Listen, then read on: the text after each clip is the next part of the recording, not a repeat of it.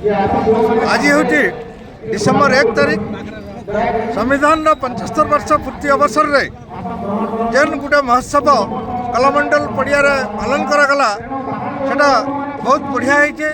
मूल निवासी बहुजन मिलित महासंघ ओडिशा तरफ यह आयोजन करा जाइछे।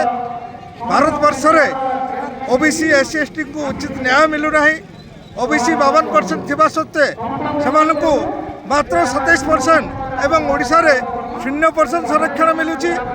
एही विरोध रे आगामी दिन में ओबीसी मूल निवासी बहुजन मिलित महासंघ लड़ाई करिबा। संविधान संशोधन पर जो प्रकार घोटाला चली भारत सरकार को तार उचित जवाब देव, ओडिशा सरकार को उचित जवाब देव।